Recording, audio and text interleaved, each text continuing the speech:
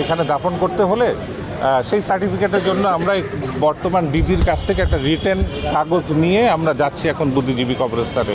তো এইটা তো হওয়ার কথা ছিল না। এখানে সবার মধ্যে একটা গুঞ্জন যে উনি রাষ্ট্রীয় কোনো পদক পান নাই। কেন পান নাই?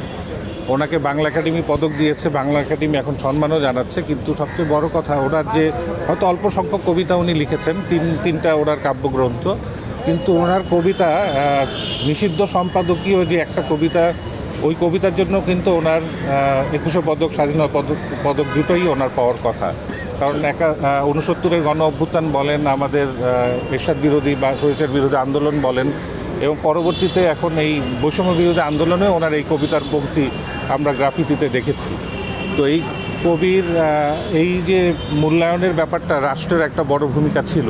এখন রাষ্ট্র সেই দায়িত্ব আসলে আমরা বলবো যে সঠিকভাবে পালন করে নাই, এবং সেই আমরা দেখি সবসময় যে কবি এবং এই ধরনের যারা বিখ্যাত ব্যক্তিত্ব আছেন তাদের মরণোত্তর সম্মাননা দেওয়া হয়। এই মরণোত্তর সম্মাননা আসলে পরিবারও চায় না, কবি নিজেও চায় নাই। ওনার সাথে যখন এই বিষয়ে আমরা কথা বলতাম, উনি বলতেন, দেখো আমাকে মানুষ ভালোবাসে, আমার কবিতা ভালোবাসে, আমি আমার পুরস্কার পেয়ে গেছি, আমাকে আলাদা করে আর কোনো পুরস্কারের দরকার নেই। আমরা ওনার বাংলা একাডেমির সার্টিফিকেট খুঁজে পাচ্ছিলাম না, তো উনি সেই সার্টিফিকেট কই রেখেছেন আমরা জানিও না। ওনার বন্ধুর কাছে ওনার অ্যাওয়ার্ডটা রেখেছেন, ওনার কোথায় রেখেছেন সার্টিফিকেট কিছুই উনি এগুলো ব্যাপারে তার কোনো মোহ ছিল না কখনো। নির্মোহ একটা লোক ছিলেন।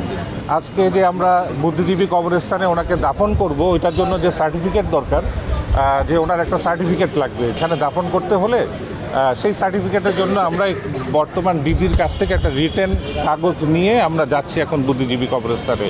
তো এইটা তো হওয়ার কথা ছিল না।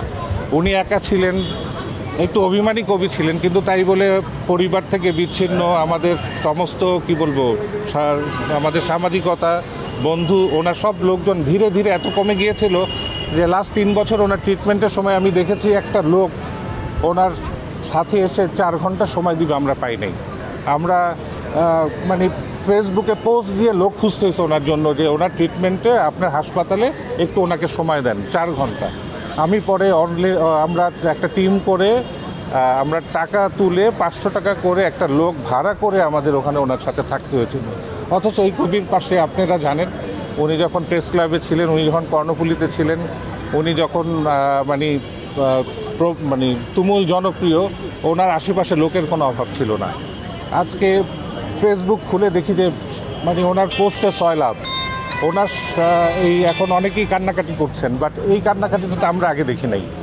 এই যে তাদের ব্যাপারটা, এটা যদি একটু আগে হইতো, কবি হয়তো আরও কিছুদিন আমাদের মাঝে থাকতে পারতেন। তো এই আক্ষেপটা রয়ে গেছে আমাদের সবার। তো এই ব্যাপারে রাষ্ট্র নিশ্চয়ই ভূমিকা নেবেন, বাট এই মরণোত্তর কোনো পুরস্কার, মরণোত্তর এই প্রাপ্তির আসলে কোনো মূল্য নাই। আমরা চাই না এই অন্য যারা আরও এখন বিখ্যাত লোকজন আছেন ওনাদের ব্যাপারে রাষ্ট্র যেন এখনই সিদ্ধান্ত নেয়, মৃত্যুর পরে না। আপনি তো ওনাকে খুব কাছ থেকে দেখেছেন, ওনার এমন কোন গুণটা আপনাকে খুব নাড়া দিয়েছে বা আকৃষ্ট করেছে, বা তার যেটা আসলে ভোলার মতো না? উনি আসলে সবচেয়ে বড় কথা, উনি এত মিষ্টভাষী, এত স্বল্পভাষী ছিলেন, এবং এত আস্তে কথা বলতেন, এবং তার আন্তরিকতা এবং তার নির্মোহ একটা ব্যাপার, যে তার মধ্যে কোনো চাহিদা বা কোনো কিছু নাই। একদম আমি বলবো যে এইরকম লোক আসলে প্র্যাকটিক্যালি নিজের মধ্যে গুটিয়ে থাকা একটা লোক, এবং কোনো সময় কোনো জোর জবরদস্তি কোনো কিছুর মধ্যে উনি যেতেন না। ওনার মধ্যে কোনো আত্মঅহংকারও ছিল না, বা কারো সম্পর্কে সমালোচনা উনি করতেন না। এগুলো আমার কাছে মনে হয়েছে যে ওনার একটা পজিটিভ আর কি দিক, এবং এটাই আর কি আমার মনে হয় একজন বড় মানুষ হওয়ার জন্য এগুলো খুব দরকার।